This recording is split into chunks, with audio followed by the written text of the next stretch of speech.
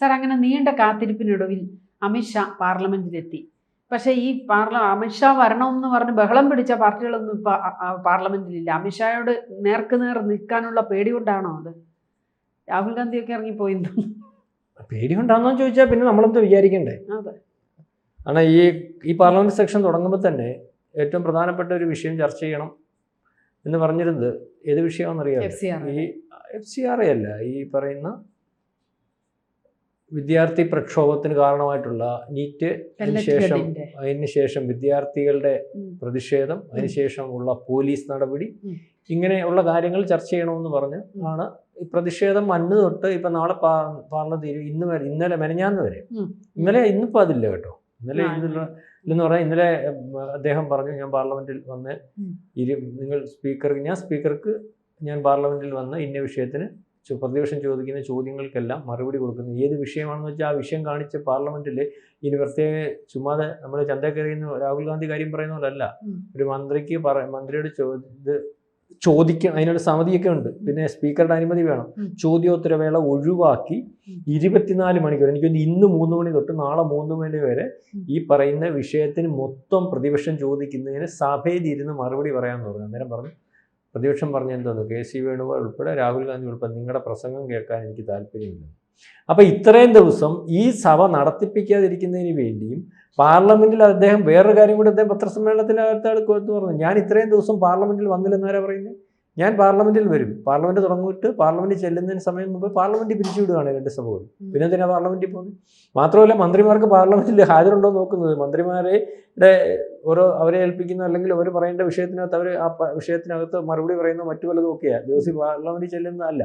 അപ്പം ഇതിനകത്ത് KC വേണുപോലെ ബോർഡും തോക്കിപ്പിച്ച് നിന്നതും രാഹുൽ ഗാന്ധി പേടിച്ച് വെടിവെച്ച ചോദിച്ചുകൊണ്ട് പറഞ്ഞതാ, നീറ്റ് സമരത്തിൻ്റെ വിഷയം ചോദിച്ചുകൊണ്ട് വരാഞ്ഞതാ, അല്ലെങ്കിൽ ഈ വിദ്യാർത്ഥി സമരത്തിൻ്റെ വിഷയം ചോദിച്ചുകൊണ്ട് വരാഞ്ഞതാ, എന്നെ പേടിയാന്നൊക്കെ പറഞ്ഞുകൊണ്ട് വിറപ്പിച്ചുകൊണ്ട് നിന്ന് രാഹുൽ ഗാന്ധിക്ക് മറുപടി പറയാൻ മാധ്യമങ്ങളുടെ മുമ്പിൽ അമിത്ഷാ വന്നപ്പോൾ തന്നെ അമിത്ഷാ പറഞ്ഞു, ഞാൻ വരാം പ്രതിപക്ഷം, പക്ഷെ ഒരു കാര്യം, പ്രതിപക്ഷം അവിടെ ഇരിക്കണം, ചോദ്യങ്ങൾ ചോദിക്കണം, എൻ്റെ മറുപടി കേട്ടിട്ട് ഇറങ്ങി പോകാമെന്ന് പറഞ്ഞാൽ അദ്ദേഹത്തിൻ്റെ ഈ പറയുന്ന പ്രസംഗം കേൾക്കാൻ നിങ്ങൾക്ക് താല്പര്യമില്ല. ഇതാണ് പ്രതിപക്ഷം. കാരണം അപ്പോൾ എന്ന് പറഞ്ഞാൽ വേറെ ഒന്നുമില്ല, ഈ പറയുന്നത് പോലെ ലോകസഭ കൂടുന്നതിനകത്ത് ലോകസഭ തടസ്സപ്പെടുത്തി മുന്നോട്ട് പോവുകയാണ്. അതായത് രാജ്യത്തിന് ഉതകുന്ന കാര്യങ്ങൾ ഒന്നും അല്ലെങ്കിൽ ചില ബില്ലുകളൊന്നും ഇങ്ങനെ തടസ്സപ്പെടുത്തിയാൽ നടക്കാതിരിക്കുന്ന രീതിയിലെ കാര്യങ്ങൾ അതുപോലെ FCRA ബില്ലിന്റെ ഒരു വിഷയമാണല്ലോ കഴിഞ്ഞ ദിവസം പറഞ്ഞത്. ഈ FCRA ബില്ലിന്റെ വിഷയം കഴിഞ്ഞ ദിവസം അവിടെയും വന്ന് ഇവിടെയും വന്ന് രാഹുൽ ഗാന്ധിയും KC വേണുഗോപാലും ഒക്കെ മാധ്യമങ്ങളെ ധരിപ്പിച്ചതാണ്. FCRA ബില്ല് ഭേദഗതി എന്ന് പറഞ്ഞാൽ ഇവിടുത്തെ ന്യൂനപക്ഷങ്ങളെ അല്ലെങ്കിൽ പ്രത്യേകിച്ച് ക്രിസ്ത്യാനികളുടെ വെളിയിൽ നിന്ന് അവിടെ പുരോഗതിക്ക് ഉതകുന്ന തരത്തിലുള്ള ഫണ്ട് വരുന്നുണ്ട്, NGOമാർക്കുള്ള ഫണ്ടുണ്ട്. ആ ഫണ്ട് തടസ്സപ്പെടുത്തുന്നതിന് വേണ്ടി ഉള്ള ഒരു ഭേദഗതി ആണെന്നുള്ള രീതിയിലാണല്ലോ കേരളത്തിൽ വന്ന് KC വേണു പറഞ്ഞ് നമ്മൾ കേട്ടാണല്ലോ. അതേപോലെ തന്നെ ഇദ്ദേഹം പാർലമെന്റിൽ ഇല്ലാത്ത സമയത്ത് കഴിഞ്ഞ ദിവസം FCRA ബില്ലിന്റെ അല്ലെ നമ്മൾ ഭേദഗതി ഉണ്ടല്ലോ, ബില്ല് നേരത്തെ ഉള്ളതാ, മൻമോഹൻ സിംഗിന്റെ കാലത്തിട്ടുള്ള ഭേദഗതി.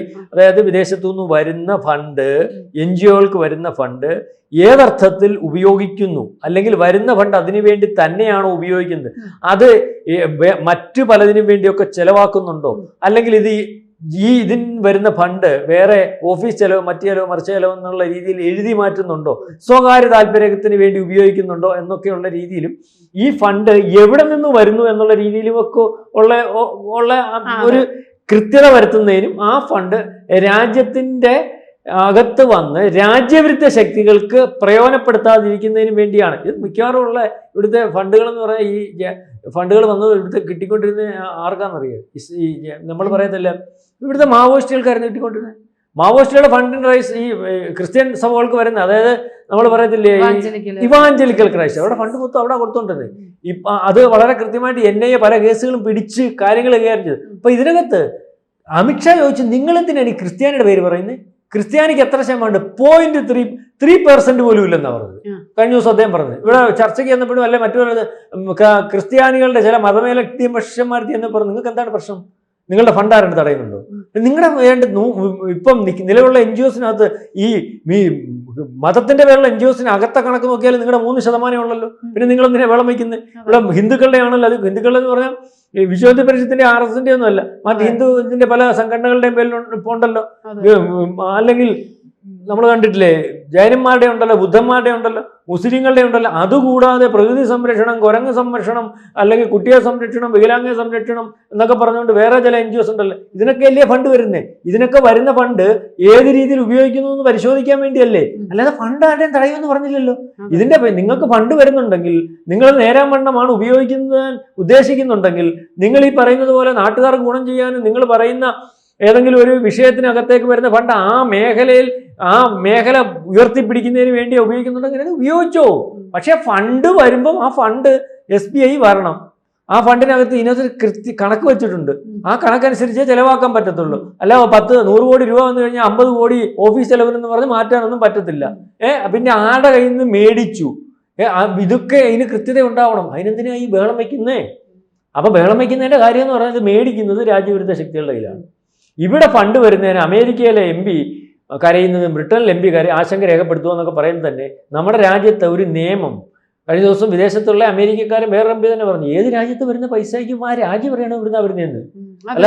അല്ലാതെ അതിനകത്ത് FCRA ഫണ്ട് വരുന്നതിന് ഇവിടെ ആരഭിപ്രായം പറഞ്ഞാലും എൻ്റെ രാജ്യത്താണെങ്കിൽ ഏത് രാജ്യത്താണോ അങ്ങനെയാണെങ്കിൽ ഇവിടെ മാത്രം ഫണ്ട് വരുന്നതിന് അമേരിക്കക്കാരൻ കരയുക, ബ്രിട്ടൻകാരൻ കരയുക, ഇവിടുത്തുകാരൻ കരയുക. ഞങ്ങൾക്ക് വരുന്ന പൈസ ആരുടെയാണെന്ന് ചോദിക്കാൻ പറ്റത്തില്ല, കണക്ക് ചോദിക്കാൻ പറ്റത്തില്ല. കഴിഞ്ഞ ദിവസം ഇപ്പോൾ നിങ്ങൾ ഫേസ്ബുക്കിലും യൂട്യൂബിലും ഒക്കെ നോക്കിയാൽ കാണും ഫാദർമാർ, ഞങ്ങളുടെ ഫണ്ടുകൾ പരിശോധിക്കണമെങ്കിൽ ഞങ്ങളുടെ ആതുരാലയങ്ങൾ സന്ദർശിക്കൂ. അതായത് അവർ പണിഞ്ഞേക്കുന്ന ആശുപത്രി, പിന്നെ കോൺവെന്റുകൾ. ഇവിടെ ഞങ്ങളുടെ എന്തിനാണ് പറയുന്നത്? ഫേസ്ബുക്കിലാണോ?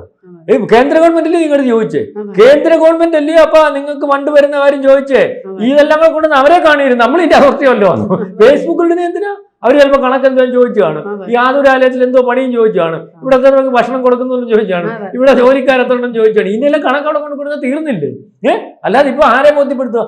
അപ്പൊ ഇതെല്ലാം ഇല്ല നമ്മൾ പറയത്തില്ലേ, ഒരു ഉമ്മാക്കി കളിയും കള്ളത്തരവും അല്ലെങ്കിൽ ഇതുവരെ നടത്തിക്കൊണ്ടിരുന്നതൊക്കെ ഞങ്ങൾ ആശുപത്രി പണിയുന്നു, കുഞ്ഞുങ്ങളെ പഠിപ്പിക്കുന്നു, മന്ദബുദ്ധികളെ ഉദ്ധരിക്കുന്നു, അല്ലെങ്കിൽ മറ്റു പലതും ചെയ്യുന്നു, അതിനുവേണ്ടി കോടാനുകോടി രൂപ മുടക്കുന്നു. നമ്മുടെ ഇവിടെ ഈ പ്രയാസം കണ്ടാൽ നമ്മൾ വിചാരിക്കും എന്നാലും ഇതൊക്കെ ചെയ്യുന്നുണ്ടല്ലോ, ഇത് എവിടുന്നാ, നമ്മളെ കൊണ്ട് പറ്റുന്നില്ലല്ലോ. ഈ മന്ദബുദ്ധിയെ കാണിച്ചും ഈ കൈയില്ലാത്തവനെ കാണിച്ചും ഈ പുറമൊടിഞ്ഞവനെ കാണിച്ചുമൊക്കെ കോടികൾ മേടിക്കും. അവന്റെ പേര് 50 കോടി മേടിക്കുമ്പോൾ 5 കോടി ഇവിടെ ചിലവാക്കും, ബാക്കി 45 കോടി വേറെ എവിടെയും പോകും.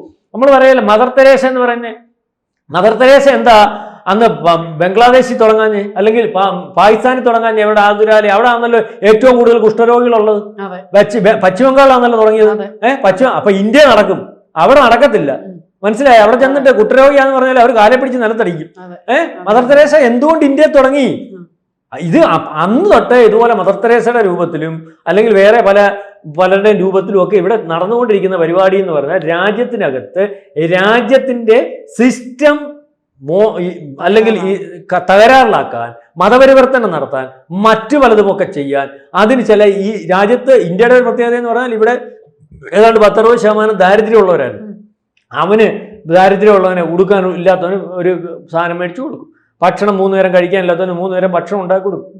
എന്നിട്ട് ഇതിൻ്റെ കൂടെ ഈ പറയുന്ന പോലെ മതപരിവർത്തനം വേറെ ചിലതൊക്കെ പഠിപ്പിച്ച് ഇന്ത്യക്കെതിരെ മുദ്രാവാക്യം വിളിക്കാൻ പഠിപ്പിച്ച് വടക്കിഴക്കൻ സംസ്ഥാനങ്ങളിലൊക്കെ നേരത്തെ എന്തുവായിരുന്നു അവർക്ക് അറിയത്തില്ലായിരുന്നു ഇന്ത്യ മഹാരാജ്യം എന്നറിയോ. ഇപ്പോഴാണ് ഇന്ത്യയിലാണ് ഇന്ത്യ എന്തോന്നൊക്കെ ചോദിക്കുമായിരുന്നു. ഈ അരുണാചൽ പ്രദേശിലും മറ്റ് ഈ വടക്കിഴക്കൻ അവർക്ക് ഇന്ത്യ മഹാരാജ്യം എന്നൊരു രാജ്യമൊന്നും അറിയത്തില്ല, ഇന്ത്യയുടെ ഭാഗമാണെന്ന് അറിയത്തില്ല. വിശ്വസിക്കണോ ഇത്? അതേ അവസ്ഥയിൽ കിടന്ന രാജ്യമായത്. അപ്പൊ ഇതൊക്കെ ശരിയായി വരുമ്പോഴും ഇതൊക്കെ കറക്റ്റ് ചെയ്ത് വരുമ്പോഴും ഓരോന്നോരോന്ന് അടുക്കി വരുമ്പോഴാ ഇപ്പം ഈ കരച്ചില്. ഇവിടുത്തെ പ്രധാനപ്പെട്ട ഏതെങ്കിലും മാർത്തോമ സഭയ്ക്കോ മറ്റും ഏതെങ്കിലും സഭയുടെ പേരിൽ ഇതുപോലെ FCRA ഫണ്ട് ഒരു പരിശോധിക്കുമ്പോൾ ഒന്നും വരുന്നില്ല. വരുന്നതൊക്കെ ആരെന്നറിയാം? പള്ളിയിലത്തിന്റെ പേരിലൊരു NGO, അല്ലെങ്കിൽ വേറെ ചില ഇതുപോലെ കോട്ടുമൊക്കെ ഇട്ട പാസ്റ്ററുടെ പേരിലൊരു NGO കാണും. അപ്പൊ ആ NGOയുടെ പേരിൽ ഇങ്ങോട്ട് വന്ന് പാസ്റ്റർ ഇതുപോലെ അതിനകത്ത് പിള്ളേർക്ക് കൊണ്ട് ഇവന്മാർ വൃത്തിയായിട്ട് ചാപ്പാട് കൊടുക്കുന്നുണ്ട്. അതിനകത്ത് ചെല്ലുന്ന മന്ദബുദ്ധികളെ ഇപ്പൊ പല കേസും വന്നിട്ട് നമ്മൾ കണ്ടില്ല, പിള്ളേരെ അതിനകത്തിട്ട് പീഡിപ്പിക്കുക, അതിനകത്തിട്ട് അടി കൊടുക്കുക, തലയ്ക്ക് സുഖമില്ലാത്ത തള്ളമാരെ പിടിച്ചോണ്ടിട്ട് അവരിട്ട് അടി കൊടുക്കുക. തലയ്ക്ക് സുഖമില്ലാത്തവർ എങ്ങനെ കാണിക്കുന്നത്? അവർക്ക് തലയ്ക്ക് സുഖമില്ലായ്മ കാണിക്കത്തില്ലേ? അപ്പൊ അവരെ ഇട്ട് അടിക്കുക, എന്നിട്ട് ഇതിനെല്ലാം കാണിച്ച് കാശ് മേടിക്കുക. അപ്പൊ ആ ഒരു പരിപാടി നടക്കത്തില്ല. ഈ ഇവാഞ്ചലിക്കൽ ക്രൈസ്റ്റ് ശരിക്കും പറഞ്ഞാൽ തിരുവനന്തപുരത്തൊക്കെ ഒരുപാടാണ്. തിരുവനന്തപുരത്തല്ല, ഇവരാണ് ഈ രാജ്യത്തെ നശിപ്പിക്കുക. ഇവർക്ക് പ്രത്യേക അജണ്ടയുണ്ട്. ഒരു മതപ്രഭാഷണം എന്ന് പറഞ്ഞിട്ട് ഒരു സംഭവം കയറി വരുവാ, ഞങ്ങളൊന്ന് പ്രാർത്ഥിച്ചോട്ടെ. അപ്പൊ നമ്മളൊക്കെ പറയും ഇയാൾ പ്രാർത്ഥിച്ചു പോവാന്നൊക്കെ പറയും. പ്രാർത്ഥിച്ചുവിന്റെ വർത്തമാനം പറഞ്ഞു നോക്കേണ്ടത് കൺവേർഷൻ. ഈ UP-യിലും അല്ലെങ്കിൽ ഇവിടെ മറ്റിടത്തുമൊക്കെ ഒരാളെ കൺവേർട്ട് ചെയ്ത് കൊടുത്താൽ ഇടനിലയിക്കുന്നത് 5 ലക്ഷം രൂപ 10 ലക്ഷം രൂപ ഉണ്ട്. അതേ രീതിയിലൊക്കെയുള്ള കാര്യങ്ങളാണ്. അപ്പൊ ഇതിനകത്തൊക്കെ ഒരു കാര്യമുണ്ട്, ഗൗരവമുണ്ട്. ഇത് പല ലക്ഷ്യങ്ങളോടുകൂടിയാണ്. അത് മനസ്സിലാക്കി നമ്മൾ ഇപ്പോഴും ഇസ്ലാമിസ്റ്റുകളുടെ പുറകെയാണ് പോകുന്നത്. ഇസ്ലാമിസ്റ്റുകളല്ല, ഇവാഞ്ചലിക്കൽ ക്രൈസ്റ്റും ഇവിടെ രാജ്യത്ത് റിജീം ചേഞ്ചിനും അല്ലെങ്കിൽ രാജ്യത്തെ ഇപ്പോഴത്തുള്ള അവസ്ഥയ്ക്ക് മാറ്റം വരുത്താൻ കാലങ്ങളായിട്ട് ശ്രമിച്ചുകൊണ്ടിരിക്കുന്നു. ആ കാലങ്ങളായിട്ട് ശ്രമിച്ചുകൊണ്ടിരുന്ന മാറ്റത്തിന്റെ ഫലമാണ് ഇപ്പൊ ചെറുതായിട്ട് കാണുന്ന ഈ അലയുള്ളികൾ. മനസ്സിലാവുന്നുണ്ട്? മോദിയെ ചീത്ത വിളിക്കുന്നത്, അമ്മച്ചിയെ ചീത്ത വിളിക്കുന്നത്, അമ്മയെ ചീത്ത വിളിക്കുന്നത്, മോദിയെ പല അമ്മമാരും പറയത്തില്ല, വീട്ടിൽ ഹൗസ് വൈഫുമാരും എൻ്റെ കയ്യിൽ ഒരു തോക്ക് കിട്ടിയാൽ മോദിയെ കൊല്ലും. ഇതൊക്കെ ഇതിന്റെ ഒരു ഡെവലപ്മെന്റ്സാണ് ഗ്രാജുവലി ഉണ്ടായത്. ഇനി ആ ഡെവലപ്മെന്റ്സ് ഒക്കെ ഉണ്ടാവണ്ട. അത് കുറച്ച് കാര്യങ്ങളൊക്കെ ആൾക്കാരെ മനസ്സിലാക്കി ബോധവൽക്കരിച്ച് മുന്നോട്ട് പോകുന്നതിനും വേണ്ടി മറ്റ് യൂറോപ്യൻ രാജ്യങ്ങളിൽ പോലും മറ്റു പല രാജ്യങ്ങളിൽ പോലും ഇതുപോലുള്ള കടന്നുകയറ്റം കൊണ്ട് വലിയ സായിപ്പ് കളിച്ചിരുന്ന ബ്രിട്ടനിൽ പോലും ഇപ്പം രക്ഷയില്ല. അതൊക്കെ മാറ്റുന്നതിന് വേണ്ടി രാജ്യത്തിന്റെ സുരക്ഷ വൃത്തിയാക്കുന്നതിനും പുരോഗതിയിലൊക്കെ മുന്നോട്ട് പോകുന്നതിനും വേണ്ടിയുള്ള സാധനമാണ്. അപ്പോൾ ഇതെല്ലാം തെറ്റിദ്ധരിപ്പിച്ച് മുന്നോട്ട് പോകും. ഇപ്പം തന്നെ FCRA ബില്ലിനകത്ത് പ്രതിപക്ഷത്തിന് വളരെ കൃത്യമായിട്ട് ചർച്ച ചെയ്യാൻ പറ്റുന്ന ഒരു അവസ്ഥയിലുള്ള കാര്യമല്ലേ നശിപ്പിച്ചത്. അവിടെ വേളം വെച്ചു, അവരുകൊണ്ട് JPCക്ക് വിട്ടു. JPCക്കകത്ത് 31 പേരുണ്ട്. 21 പേര് എവിടുന്ന്? ലോകസഭയിൽ നിന്ന്. 10 പേര് എവിടുന്ന്? രാജ്യസഭയിൽ നിന്ന്. ഇതിനകത്ത് ഭൂരിപക്ഷം ആൾക്കാരെവിടെ? BJPക്കാർ. അവർ JPCയുടെ അടുത്ത മാസം അതിൻ്റെ റിപ്പോർട്ട് കൊടുക്കാൻ പറഞ്ഞാൽ റിപ്പോർട്ട് വെച്ചിട്ട് അവരങ്ങ് പാസ്സാക്കും. ഇനി ഏത് സായിപ്പ് പറഞ്ഞാലും, ഏത് ട്രംപ് പറഞ്ഞാലും, ഏത് KC വേണുപോലെ പറഞ്ഞാലും, ഈ പപ്പുമോൻ പറഞ്ഞു, പപ്പുമോൻ മുള്ളും കേട്ടോ. അമിത്ഷായെ കാണുമ്പോൾ മുള്ളിപ്പോവും. അന്നേരം ഇറങ്ങി ഓടും, നിൽക്കത്തില്ല.